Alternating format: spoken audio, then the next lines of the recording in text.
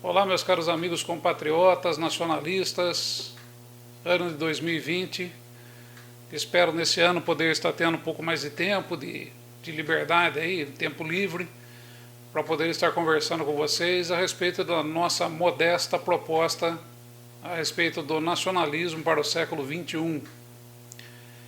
E para iniciar o ano eu gostaria de trazer para vocês uma questão que está bastante candente, está bastante presente do nosso meio já há bastante tempo, há muito tempo, e que ainda não foi ainda percebida da maneira total, não foi ainda compreendida, e por isso tem servido de ferramenta para o sistema de uma maneira bastante profunda, bastante constante.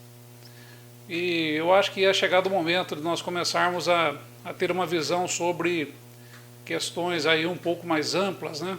Aquilo que eu chamo de as questões no atacado, e não somente no varejo, nas notícias do dia a dia, que isso também é uma ferramenta do sistema, isso também é uma questão de comportamento, e que nós somos conduzidos, nós somos levados a essa situação de estarmos preocupados aí apenas com a questão do varejo e não a questão do atacado, e faz com que nós percamos, né, aquele horizonte das nossas vidas em primeiro lugar e também da questão da sociedade.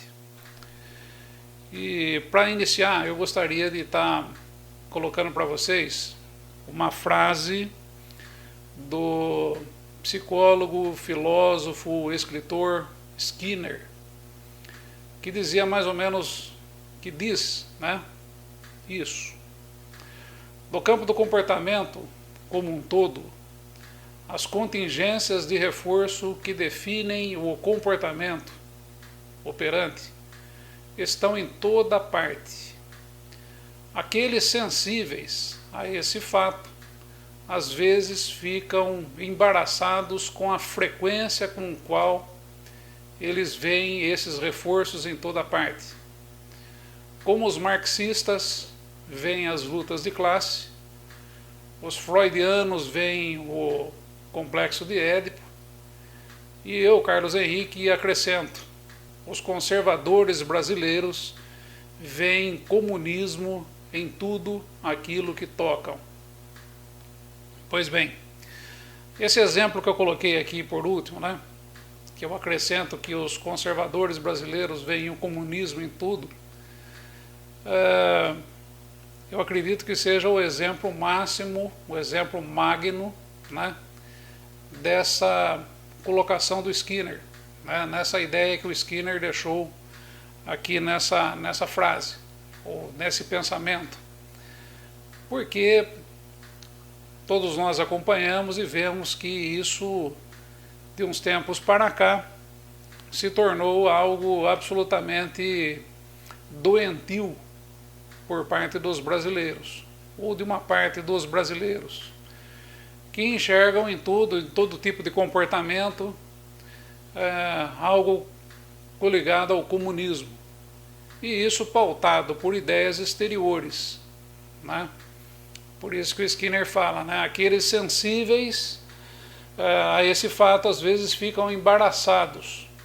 Nós nacionalistas, que não estamos nem alinhados com a esquerda, muito menos com a direita, nós temos uma visão a respeito disso e nós podemos identificar, né, quanta bobagem, quanta besteira é colocada e como as pessoas seguem isso de uma maneira absolutamente automatizada.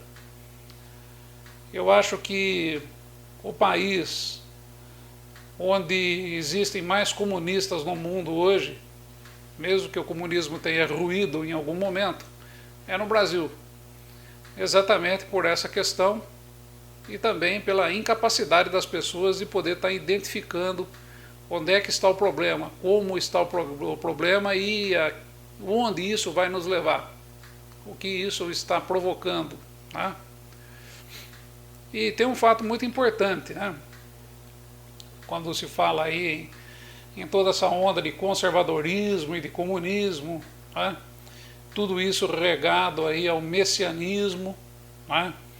As religiões aí cristãs tentando ganhar um espaço, muitas vezes na violência, muitas vezes atropelando as pessoas e de uma maneira absolutamente automatizada. E o que acabou acontecendo? E quando eu pergunto às pessoas o que elas entendem, por exemplo, sobre a expressão liberdade, qual o significado, o que isso significa para elas, né? Quais os exemplos de liberdade, normalmente eu percebo que elas se relacionam apenas com o lado concreto do termo, do lado material do termo. Como, por exemplo, definem liberdade como sendo o direito de agir segundo o seu livre-arbítrio. Essa é uma questão ligada aí ao messianismo, né? Direito de ir e vir, aqui já está ligado a uma questão que está correlacionada aí à nossa Constituição, o direito de ir e vir, direito de dizer aquilo que se pensa, né? Direito de votar e ser votado, aí é uma questão até mais profunda, né? Que as pessoas imaginam que poder estar participando aí de uma eleição, poder estar votando, isso é um sinônimo de liberdade, e vai por aí, né? Existem uma série de outros exemplos, mas os principais são esses, né? A questão aí do livre-arbítrio, questão do ir e vir, questão de poder falar aquilo que se pensa, né? Tudo ligado, né? Correlacionado a essa questão. Quando você faz uma pergunta a respeito, por exemplo, de liberdade, as pessoas vão estar se localizando apenas dentro do plano material e do plano concreto. Elas não conseguem enxergar uma outra dimensão nessa questão. E por quê? Porque, conforme está na frase do Skinner, né? O comportamento foi reforçado, o comportamento foi induzido. Esse comportamento está aí sendo induzido há muito tempo. E ultimamente ele vem sendo induzido e regado por vamos dizer assim, por um tempero, né, por um molho, que se consiste aí num conservadorismo exacerbado, um conservadorismo cego e que não acrescenta absolutamente nada, muito pelo contrário. Vocês vão ver que existem muito mais rupturas nisso tudo do que concordância. E é interessante lembrar, né, que todos esses conceitos que surgem de liberdade fazem parte do conjunto de ideias liberais, né? Pois em lugares como onde o liberalismo não alcançou, as coisas são como são. Estamos tendo os exemplos aí de países do Oriente. O liberalismo não alcançou. E as coisas são como são. Existe aí vamos dizer assim, a falta das ferramentas do liberalismo, a falta das ferramentas do sistema para fazer a doutrinação daquelas pessoas, e elas acabam indo por um outro caminho totalmente diferente. E vem a confirmar aquilo que está aqui no pensamento do Skinner, né? A questão do reforço do comportamento. O Skinner era um behaviorista, né? Behavior, para quem não sabe, é uma palavra que significa comportamento. E isso é que foi sendo depois desenvolvido por o Skinner, um estudo a respeito do comportamento humano e de como ele se comporta e assim por diante. Portanto, o termo liberdade está intrinsecamente ligado ao espectro político. Se nós formos aí analisar com uma certa profundidade, a questão do livre-arbítrio que eu mencionei, hoje ele já está mais próximo da política do que próximo à questão religiosa, questão cristã, porque a religião ela foi sim encampada pela política, hoje é uma ferramenta política a religião e é amplamente usada. E portanto, cabe aqui salientar, né, que tudo aquilo que você tem hoje em termos de religião, tudo que você tem em termos de discurso, tudo que você tem na base do improviso feito dentro das igrejas cristãs, tudo isso tem e conduz e colabora com o sistema, colabora com o reforço de comportamento da sociedade. E quando se fala aqui em espectro político, não se leva em conta os anseios humanos, tanto que se denominam as ideologias de liberdades individuais e maior liberdade econômica como sendo ideologias liberais. E aquelas onde existe menor liberdade econômica e menores liberdades individuais, elas são colocadas como totalitárias. E essa é uma análise feita de uma maneira bastante dirigida, vamos dizer assim, para nos colocar dentro de um espectro dualista. O dualismo, o bem e o mal, o certo e o errado, a direita e a esquerda, isso é o dualismo. Então, quando eu falo de uma liberdade individual e uma liberdade econômica maior, eu estou falando de liberalismo. E automaticamente você enquadra pessoas ali. E quando eu falo em menor liberdade econômica e menor liberdade individual, eu acabo enquadrando numa questão aí totalitária, né? E aí você tem o pessoal que é totalitário, você tem os fascistas, comunistas e toda essa verve aí, né, que se enquadra na questão totalitária. Entretanto, é interessante observar que tantas liberdades individuais como a liberdade econômica são determinadas por um modelo de governo qualquer. Hoje, por exemplo, até pouco tempo nós tínhamos aí um governo do PT que ia mais por uma linha progressista, sem fazer juízo de valores aqui, e agora nós temos um governo dito conservador, que já tem uma determinada, um modelo absolutamente diferente, aqui também sem fazer juízo de valores. De acordo com a observação das pessoas, as determinações ficam apenas no campo do concreto e principalmente do material, o que são as leis, e não imaginam um segundo plano. A questão da liberdade hoje ela é amplamente debatida e discutida dentro do Superior Tribunal Federal. E em alguns momentos ela chega até a ser confundida com o legislativo. O legislativo que deveria fazer leis. O legislativo que está lá para isso. Mas o próprio legislativo ele está impregnado por essa questão dualista. E nós podemos ver isso, as pessoas que lá estão são incapazes de ter um pensamento nacional, um pensamento nacionalista. Eles têm pensamentos em interesses. Eles estão voltados ali para interesses e não voltados para uma questão maior que seria a sociedade, seria a nação e assim por diante. E isso transforma aquelas pessoas que ali estão no legislativo, e isso transforma também a nossa sociedade, e que eu costumo chamar aí de servidores voluntários, ou ainda nomeio como sendo escravos voluntários. E por quê?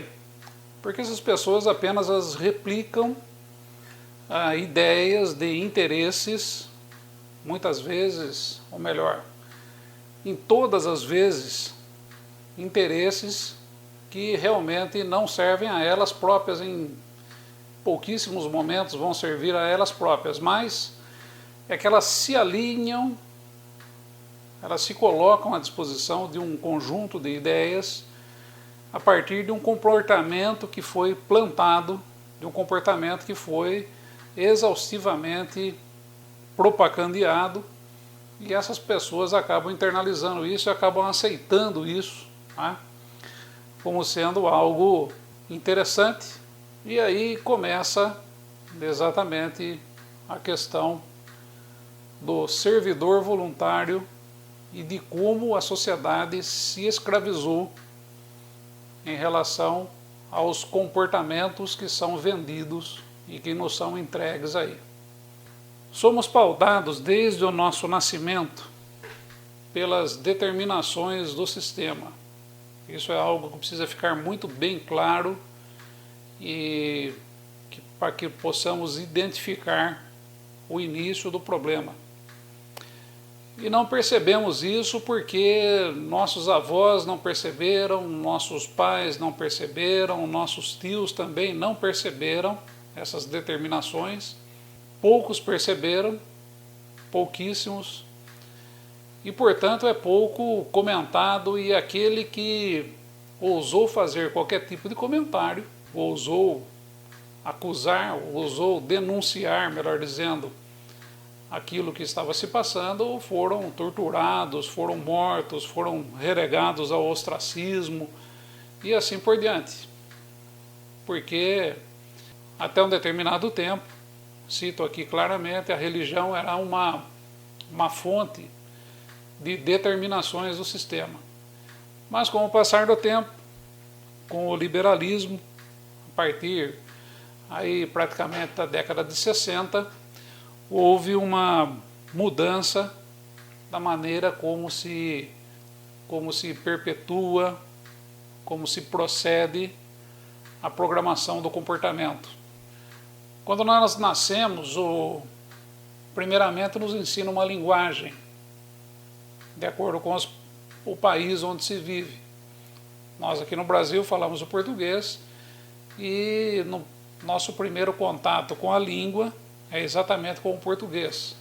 Quem nasceu na Rússia tem o primeiro contato com a língua russa, quem nasceu nos Estados Unidos tem o primeiro contato ali com o inglês e assim por diante. Isso é simples de se entender, né? Depois vem um conceito de certo ou errado, que varia de região para região, de país para país, onde um exemplo bastante claro é que um índio, por exemplo, ele anda nu dentro da tribo dele, sem problema algum, não é recriminado, ninguém tenta mandá-lo para a cadeia, mas se ele trouxer esse comportamento para dentro da sociedade ocidental, com certeza ele vai ter problemas e vai ser aí preso, vai ser processado e tudo mais.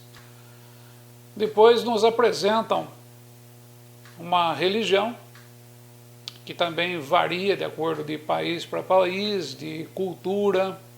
Depois nos colocam numa escola para aprender a calcular e escrever. Se escrevemos com a mão esquerda, nossos pais vão querer fazer que a gente comece a escrever com a mão direita, tá? Isso aconteceu comigo. Eu escrevia com a minha mão esquerda e fui condicionado a escrever com a mão direita, porque quem escrevia com a mão esquerda tinha um pacto com Satã, né? Essa é uma maneira de pensar, e tenho certeza que em muito lugar muita gente ainda pensa dessa maneira absolutamente descabida. Chegamos então aqui depois a um ginásio, a um colégio, uma faculdade, e depois de passar pela faculdade, onde você será reconhecido como alguém, depois de formado. E sempre como você vai ser reconhecido como engenheiro, como médico, como advogado, como professor, nós nos traduzimos em alguma coisa, de acordo com aquilo que o sistema precisa, em termos materiais. Ou seja, o sistema te faz mão de obra para impulsionar o materialismo.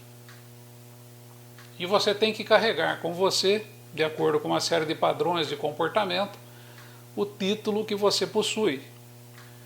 Você é o engenheiro, você é o advogado, você é o médico, então você tem que carregar com você esse título. E as pessoas acabam internalizando isso e acabam acreditando, né? Elas acreditam nelas próprias, havendo aí um reforço do individualismo nesse momento. Dentro de tudo aquilo, nossa, eu fiquei tantos anos na escola aprendendo, estudando, então eu sei. E isso nos conduz a outros estágios de comportamento que nos são vendidos e que nos são impostos de uma maneira bastante subliminar, de uma maneira bastante, vamos dizer assim, desapercebida. E hoje nós temos uma sociedade que funciona exatamente nesse sentido. Fica claro o desconforto que causa quando te perguntam, né, o que você é. E você responde que não é nada. Eu, em alguns momentos, costumo dizer até para os meus amigos que eu não sou porra nenhuma, porque isso, só para ver a reação das pessoas, isso causa um desconforto tremendo. Fala, poxa, esse cara não é nada, ele não estudou nada, ele não foi para lugar nenhum, ele não fez nada. Muito pelo contrário, exatamente por ter estudado, eu acredito que muito mais do que a média, muito mais do que um ínfimo percentual da sociedade brasileira. Eu estudei muito e tenho várias formações e, portanto, não me incomoda nem um pouco dizer que não sou nada. Não sou nada. Quanto mais eu sei, eu digo que menos eu sei, porque existe uma complexidade bastante grande nisso e nós podemos ser traídos aí pela ideia de superioridade e de individualismo, exatamente nos pautando por essas questões, por aquilo que nos é colocado pelo sistema. E aí as pessoas começam a te imaginar alguém fora do convencional, fora daquilo que o sistema impõe, apenas por uma resposta. E você é colocado de lado exatamente por uma resposta, uma única resposta. Eu não sou nada. Ou, aqui extrapolando um pouco, já abrindo um pouco mais o leque, né? Se você tiver uma tatuagem, determinado grupo de pessoas vai se afastar de você. Se você vestir determinada roupa, outro determinado grupo vai se afastar de você. Se você disser que você não sabe dirigir, um outro grupo vai se afastar de você. E assim, se você disser que você torce para um time de futebol A, as pessoas que torcem para um time de futebol B e C vão se afastar de você. Compreende? Então é uma questão assim de posicionamento, né? E dependendo do posicionamento, dependendo daquilo que você se autodenomina, porque você está sempre sendo obrigado a ter posição, você está sempre sendo obrigado a ter partido, você está sempre sendo obrigado a ter opinião, você está sendo cobrado a estar de algum lado, você tem que estar sendo cobrado a estar do lado do azul ou do vermelho, você está sendo cobrado para estar do lado de Cristo ou de Maomé, você está sendo cobrado para estar, e assim sucessivamente. Você é cobrado a tomar partido. Se você ficar em cima do muro, como eu falei para vocês, ou quem é você, o que você é, e você responder não sou nada, ali já cria um desconforto, uma inflexão bastante grande, né? Inclusive muitos no primeiro momento acham que isso é uma piada, é uma brincadeira, né? Quando você diz que você não é nada. E se você colocar na sua isenção dentro de outros, na sequência de um diálogo, de uma conversa com pessoas que você ainda não conhece, e você reforçar essa ideia, para que time você torce? Isso é uma pergunta recorrente. Você, não torço para ninguém. Você gosta de café com creme ou café sem creme? Tanto faz. Você gosta do preto ou do branco? Tanto faz. Entende? Então isso é algo assim absolutamente perturbador para aqueles que estão aí, escravos voluntários, que estão alinhados com ideias que foram plantadas nessas pessoas desde que elas foram pequenininhas, aí elas foram se enquadrando nessa questão aí de tomar partido, na questão de ter opinião e tudo mais, e acabam fazendo bobagem, conforme vocês vão ver no encaminhamento desse meu vídeo. E é claro que você vai observar que todas as opiniões, hoje em dia, elas são pautadas pelo concreto, pelo material, e naquilo que se pode ver e que se pode ouvir. Onde se desconsidera o subliminar.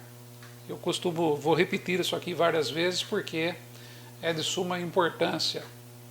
A questão de 2 anos atrás eu fiz uma postagem sobre a inteligência artificial, ou IA, como costumam dizer os amiguinhos americanos, e declarei que a inteligência artificial já controlava nosso dia a dia naquele tempo, e que em breve controlaria cada hora e cada passo que damos. E eu gostaria de declarar hoje que isso já acontece. Dias atrás eu repostei essa ideia e um amigo me perguntou se a inteligência artificial se tornaria superior à inteligência humana e em que medida. E a resposta é, no meu conceito, bastante simples. Em termos de aprendizado, compreensão e execução, ela é superior à dos seres humanos. Mas, diante da resolução de conflitos, o adaptar-se a novas situações, diante do impalpável, do imponderável, e daquilo que não pode ser avaliado, ela se torna nula, sem respostas. Nihil. E o que está por trás disso? Em termos de aprendizado, compreensão e execução, a inteligência artificial ela já suplantou o ser humano há muito tempo. Basta nós vermos aí uma série de máquinas de comando numérico, vamos começar aqui pelo comando numérico, que foram invadindo, por exemplo, nossas indústrias. E isso é inteligência artificial.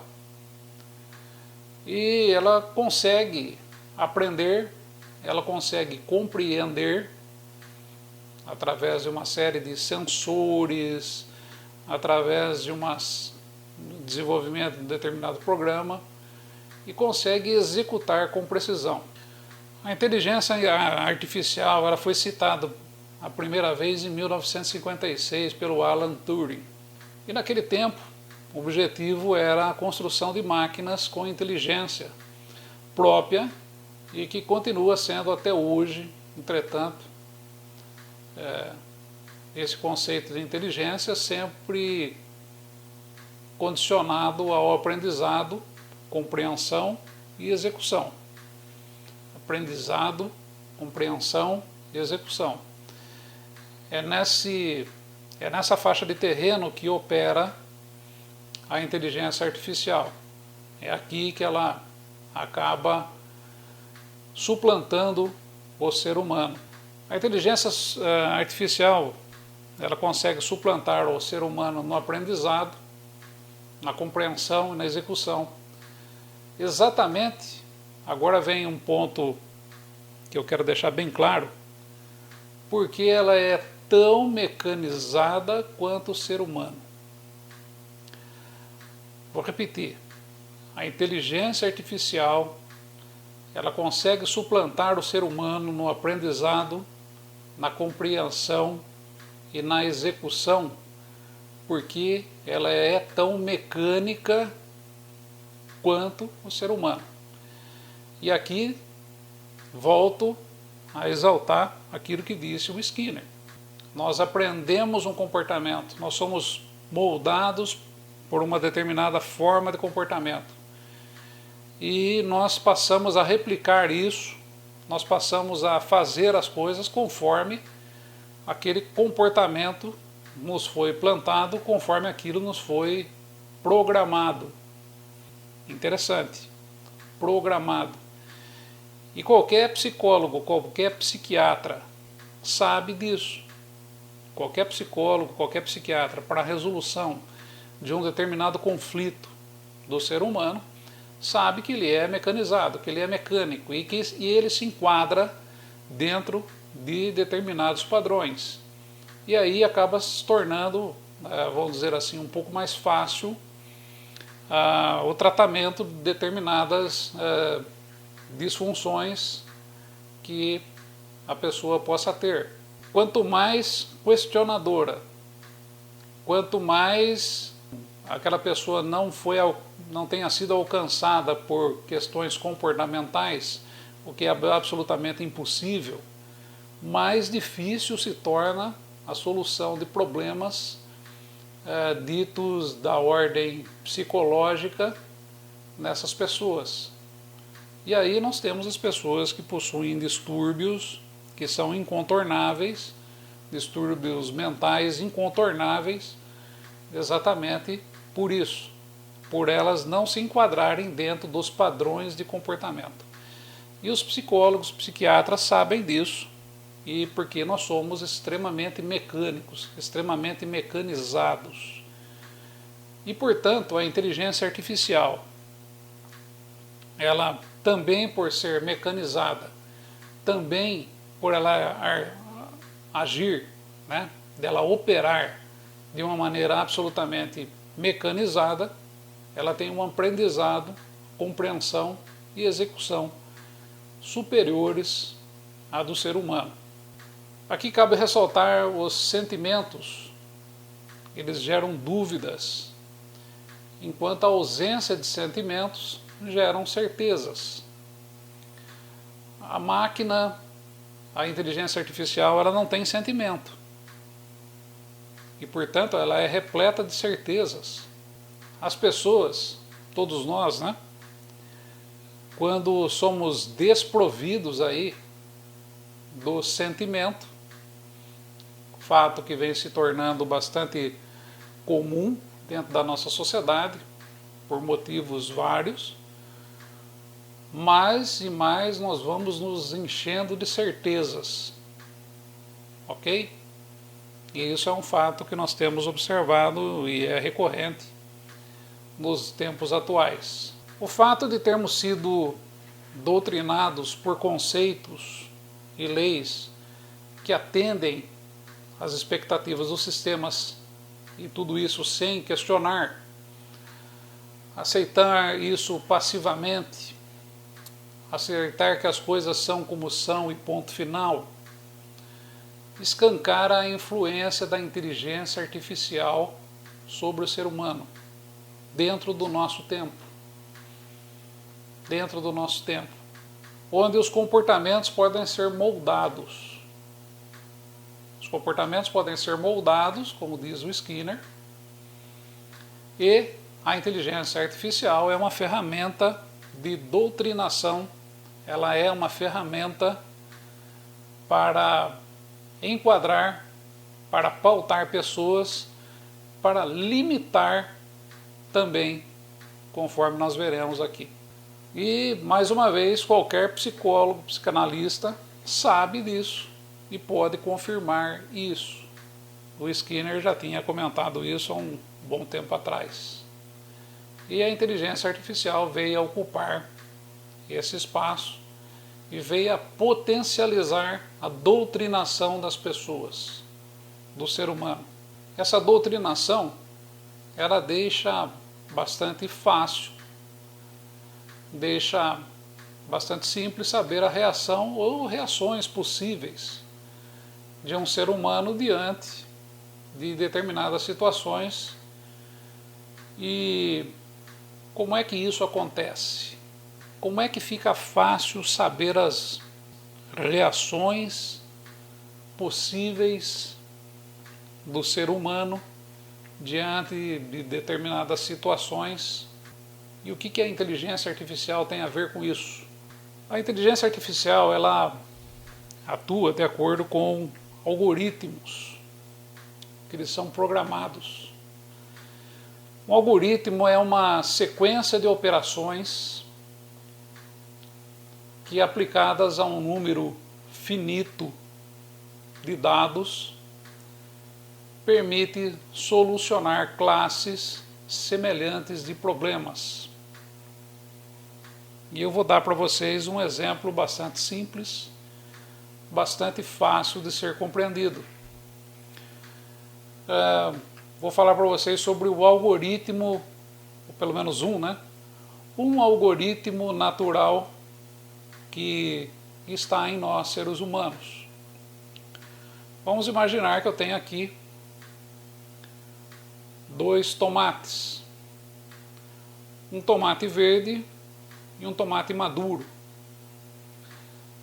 Se eu pegar uma caixa desses tomates, uma caixa de tomates, nessa situação, e entregar para uma pessoa e disser para ela assim: escuta, separa para mim os tomates verdes dos tomates vermelhos, ela vai fazer a separação, pegando cada um tomate na mão, analisa, bom, esse aqui é verde, coloca lá, analisa o outro tomate, bom, esse aqui está maduro, vermelho, coloca lá, e assim sucessivamente. Ela faz a separação dos tomates para mim sem dificuldade nenhuma. Isso é um algoritmo natural, ou seja, ela vai determinar, ela vai avaliar qual é o tomate verde, qual é o tomate vermelho e vai fazer a separação. Isso é bastante simples, isso é bastante usual no nosso dia a dia, e isso aqui é apenas um algoritmo natural, um único. Nós temos certeza milhares de algoritmos naturais operando dentro de nós, ok? Dito isso, da mesma maneira que os tomates são separados a partir de um modelo natural utilizado pelo ser humano, a inteligência artificial é capaz de nos monitorar, nos separar enquanto humanos em caixas, em campos diferentes. Nós somos direcionados e somos conduzidos a estar em caixas e em campos diferentes.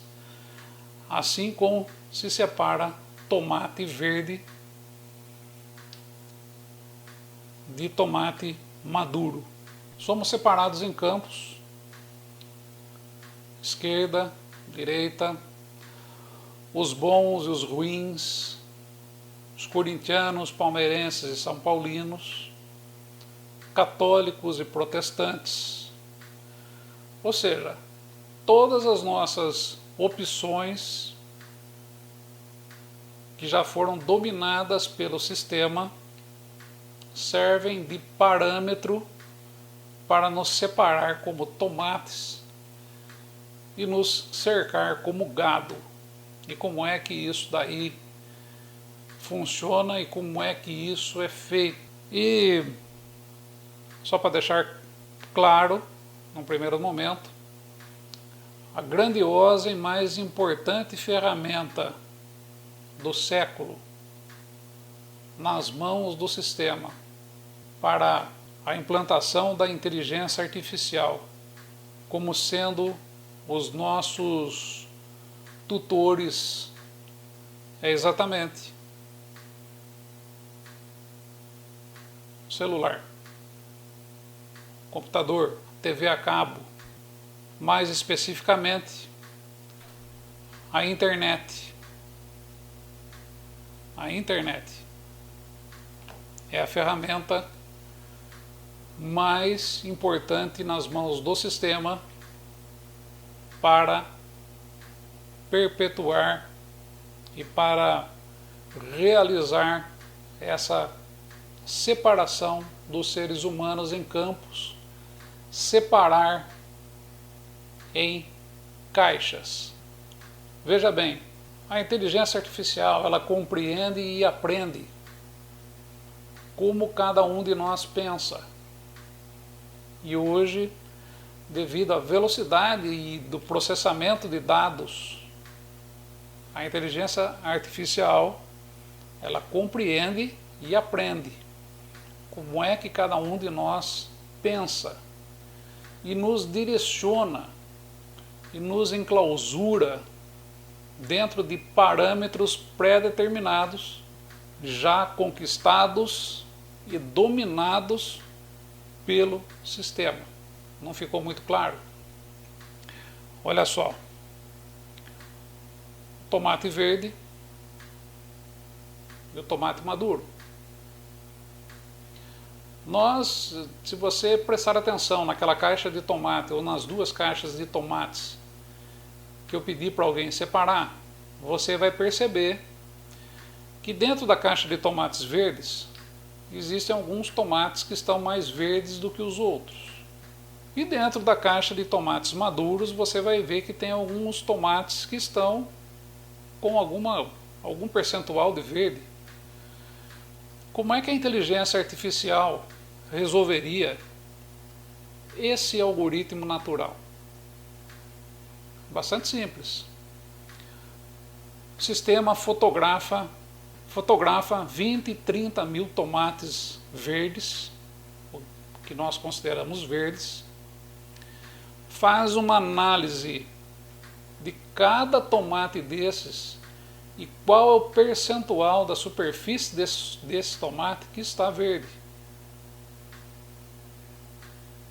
E assim nós teremos tomates verdes com 30% de verde, 50% de verde, 80% de verde, 90% de verde, 100% de verde em sua superfície. O mesmo é feito com 20, 30 mil tomates, analisados um a um. Aí fica bastante simples você chegar no sistema e dizer assim, olha, eu quero que faça a separação de 1 tonelada de tomates com 51% de verdes. E a partir daí a máquina e a inteligência artificial vai fazer a separação de 1 tonelada de tomates, baseando-se que a superfície desse tomate deva ter 51% de verdes, sendo que aqueles tomates que têm 49% de verdes e o restante 51% de maduros serão considerados maduros, e os tomates com 51% da superfície de verdes serão considerados tomates verdes, podendo variar esse percentual para cima ou para baixo, desde que atenda à exigência do sistema ou que atenda, em primeiro lugar, é claro, à exigência do dono da máquina e do dono dos tomates, e no nosso caso, atenda os interesses do sistema. Tudo aquilo que nós escrevemos, tudo aquilo que nós pesquisamos está registrado no IP das nossas máquinas. Cada computador, cada terminal de internet instalado possui um número, um protocolo de internet, ou IP. E, portanto, eu aqui aproveito para abrir um espaço. Acho ridículo quando vejo essas notícias. Olha, tá cheio de fake news aí, estão espalhando fake news, é difícil de determinar. Isso é uma tremenda mentira.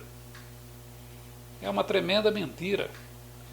Tudo que se veicula dentro da internet, tudo que se veicula em termos de consulta, tudo que se veicula em termos de interesse de cada usuário está registrado por números, por impressões digitais. E, portanto, é absolutamente descabido dizer que é impossível se fazer o rastreamento dessas mensagens. Se, por exemplo, você pesquisa coisas relacionadas à esquerda política e escreve coisas relacionadas à esquerda política, provavelmente suas ideias, que na verdade não são suas, terão trânsito livre nos aplicativos de mensagem. seja ele WhatsApp, seja ele Facebook, seja ele YouTube. O mesmo acontece com a direita. Se você escreve coisas relacionadas à direita política, se você pesquisa coisas relacionadas à direita política, sobre futebol, sobre culinária, etc, etc, suas ideias, aquilo que você publica vai ter um trânsito livre dentro de determinados campos, sem problema algum. Mas se você pouco ou nada consulta, mas escreve coisas alheias ao sistema, mentiras que eu digo que são fáceis de ser retiradas do ar, mas não são, porém essas mentiras elas são propagadas por quem interessam ao sistema, ou as ideias revolucionárias. Se você pouco consulta, mas escreve coisas alheias ao sistema, a probabilidade de você ser isolado, de você ser barrado, é bastante grande. Se um perfil falso, por exemplo, dentro da internet, ele não consulta nada e escreve muitas coisas, normalmente mentiras, tudo vai depender do interesse do sistema nisso.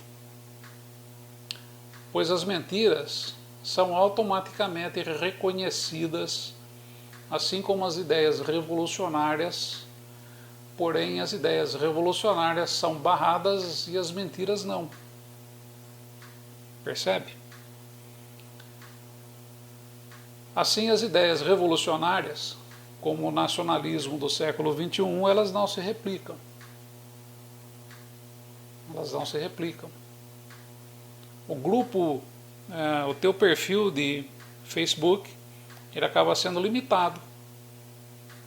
Você publica, muita gente não lê. É exatamente mentira. É uma grande mentira aquilo que se diz que quando você está numa dessas redes sociais, você está dentro do mundo. Você não está dentro do mundo, você está dentro de um determinado campo. E você está sendo separado pela inteligência artificial dentro daquele determinado campo. E você está sendo localizado, você está sendo separado dentro de determinados campos que são controlados pelo sistema. E aqueles que não são controlados pelo sistema, eles são simplesmente cercados e barrados. E dali não passa. E como é que isso é feito? Não sei se você já teve a oportunidade de observar, mas no YouTube ele identifica conteúdo protegido por direitos autorais dentro de um vídeo que você faz. Se eu colocar, por exemplo, dentro desse vídeo uma música, automaticamente, assim que eu carregar esse vídeo, vai chegar para mim uma mensagem dizendo que aquela música, aquele conteúdo está protegido por direitos autorais. E dão até o nome do autor e o nome da música. E por que vocês acham que aquilo que a gente diz não é identificado da mesma maneira? É claro que é. Tudo aquilo que nós dizemos, tudo aquilo que nós escrevemos é determinado e é identificado imediatamente pelo sistema. E no caso do YouTube, se você colocar ali uma música, né, e você não der um ok naquilo, ou se você não remover aquela música ali de dentro, teu conteúdo vai ser bloqueado. Da mesma maneira acontece com todo o conteúdo que nós colocamos aqui em termos de uma ideologia qualquer que seja revolucionária e que fuja aos padrões do sistema. O alcance do controle de informações pela inteligência artificial é muito grande. E é possível separar os tomates de acordo com o percentual de verde e maduro, conforme eu falei. É possível separar aquilo que publicamos de acordo com o percentual de interesse do sistema naquilo que está sendo escrito. Com a separação e delimitação, estamos sempre restritos a campos de interesses dos quais é difícil conseguir sair. A não ser que tenhamos e vivamos um algoritmo diferente daquele que está sendo programado pela inteligência artificial e que se encontra em todos os lugares, mesmo sem estar conectado através de fios ou através de Wi-Fi, mas através dos próprios seres humanos, que são tão mecânicos quanto a inteligência artificial. Acontece a propagação dos algoritmos pretendidos pelo sistema para outras pessoas. E observem que tudo isso que eu estou dizendo foi plantado. E não se trata de nada ocasional. Quando alguém chega em você e diz o seguinte: olha, você ouviu falar tal coisa? E normalmente as pessoas têm assim uma avidez por absorver determinadas informações para poder ter assunto quando estiverem em contato com alguém que não seja virtual, seja alguém de verdade, e poder daí falar a respeito daquela experiência, daquilo que acabou adquirindo, que não foi, na verdade, não foi ele que pensou e não foi ele que desenvolveu, mas está sendo pautado por alguém. Eu percebo muito isso, que eu costumo pensar muito, então eu costumo estar colocando sempre muito das minhas ideias, coisas que eu desenvolvi e que vão absolutamente contra ao sistema. E isso provoca uma estranheza tremenda nas pessoas que estão aí compartilhando todo esse material que circula na internet e todos aqueles que têm aí alguns... Existem alguns que têm alguns milhões de seguidores, né? E essas pessoas são ali plantadas e muitas vezes nem elas sabem que elas são produtos, que elas são resultado de uma doutrinação que elas receberam e estão passando adiante. E todos aqueles que estão ao redor dela também se tornam agentes de propagação daquelas ideias. Sempre nos deparamos com alguém contando alguma novidade que viu na internet. E claro, dentro dos campos ou dentro do campo, se ele pensar um pouquinho menos, se ele está dentro de um campo só, se ele pensar um pouquinho mais, 2, 3 e assim sucessivamente. Mas sempre dentro dos campos a qual ele está preso. E quando se depara com alguém preso em outro campo, vamos imaginar, alguém está preso no campo da direita e o outro está preso no campo da esquerda. Acaba acontecendo aí uma discussão, acaba acontecendo as distensões, e essas distensões é que geram a paralisia do dualismo, paralisia do bem e do mal, paralisia da esquerda e da direita, o verde e o maduro. Entendeu? Mas se a inteligência artificial ela tem o poder de doutrinar as pessoas, por que então ela não doutrina todos dentro de um único campo e acaba com o dualismo? Seria muito mais prático fazer isso? Eu mesmo estou fazendo essa pergunta porque eu sei que ela vai surgir. Não seria então mais fácil deixar todo mundo igual? Todo mundo sendo de direita, todo mundo sendo cristão, todo mundo sendo isso, todo mundo sendo aquilo? Claro que não.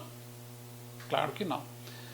Porque se o sistema alinhar todo mundo dentro de um único campo, todo mundo pensando igual, todo mundo agindo igualmente, seria preciso um governo que agisse também conforme o povo, e o menor deslize poderia ser fatal e o sistema ser destruído. Assim é preciso um grau de certa liberdade, certa tolerância. Pois caso aconteça algum deslize, é só se posicionar num campo diferente para se proteger. Olha, eu tenho esquerda e direita. Se a direita chegar num ponto de dominar toda a população, domina todo o povo. Mas, dentro daquilo que esse campo pensa, de repente o sistema vai ter que tomar alguma medida diferente daquilo que existe dentro desse campo. E aí o que vai acontecer? Pode haver aqui uma ruptura, pode acontecer aqui uma ação violenta e o sistema ser destruído. Então o que acontece? Vamos manter a direita e a esquerda. Se porventura a direita precisar sair de dentro dessa doutrina, desse contexto, ela se refugia dentro da esquerda. O sistema se refugia dentro da esquerda. O sistema se refugia dentro da direita e assim vice-versa. E assim sucessivamente. E assim de momento em momento. E temos visto muito isso acontecer, né? Entre moristas, bolsonaristas, olavetes, tudo isso está dentro do campo da direita, mas com um determinado grau de liberdade. Quando convém, o sistema fala em nome do Moro. Quando convém, fala em nome do Bolsonaro. Quando convém, fala em nome do Olavo de Carvalho. E assim sucessivamente. E assim funciona. E assim vai acontecendo. E o nacionalismo, ele tende, conforme eu já falei aqui, buscar uma nacional democracia direta, exatamente para desmontar essa ferramenta do sistema. Por quê? Porque a partir do momento que todos aqueles do campo nacionalista, e vamos imaginar que esse campo seja amplo e grande o suficiente para levar adiante uma democracia direta pautada no nacionalismo. Não existem distensões. Não existem líderes e governos tentando fugir para uma outra determinada posição para manter vivo um sistema dualista. Existe um pensamento único. Existem regras únicas. E existem regras propostas pelos ocupantes do campo e não por agentes externos, agentes que são estranhos ao campo, ou que, em determinados momentos, em favor de interesses particulares, haja contra o campo, contra aqueles que estão localizados dentro daquele campo. A inteligência artificial, ela está em todos os lugares. Conforme já te disse para vocês, localizei aqui a questão da inteligência artificial dentro da internet, mas eu poderia e vou ainda abordar mais adiante outros campos onde a inteligência artificial ela age, como por exemplo a bolsa de valores, né? Quando eu classifico como sendo trouxas aqueles que hoje colocam dinheiro na bolsa de valores. Por quê? Porque dentro da bolsa de valores existem ali investidores extremamente poderosos que se utilizam da inteligência artificial para fazer análise de mercado para eles. E eles conseguem, por exemplo, abandonar uma determinada ação que estava sendo valorizada até um minuto atrás e que a partir de um minuto de agora até o próximo minuto ela vai começar a se desvalorizar. E eles conseguem identificar com muita rapidez, a partir do uso da inteligência artificial, desse momento em que essa ação começa a perder valor. E vende daí em segundos, e vende em primeiro as ações que ele possui. E assim não tem perda nenhuma. Aquilo que ele conseguiu angariar de lucro, a inteligência artificial mantém. E pessoas que vão aí para dentro de bolsa de valores, por exemplo, apostar contra máquinas contra sistemas altamente poderosos, que são capazes, inclusive, de pautar, de doutrinar pessoas, não é absolutamente estúpido. Assim como nós aceitarmos a inteligência artificial, que é tão mecânica quanto nós, a nos pautar. Nós ainda temos a sensibilidade, nós ainda temos nossos sentimentos para fazer a identificação e para fazer aí nos colocarmos aí em dimensões absolutamente diferentes. Mas aqui vai um longo exercício para desenvolvermos um novo algoritmo para combater exatamente a inteligência artificial e tentar desagregar os campos pré-determinados. Obrigado, meus caros amigos nacionalistas. Hoje é o que eu tinha para dizer para vocês. E digo a vocês, é apenas uma gota d'água no oceano. E nós precisamos entender isso nesse momento para começarmos a entender coisas mais relevantes. Obrigado a todos. Estarei de volta assim que possível.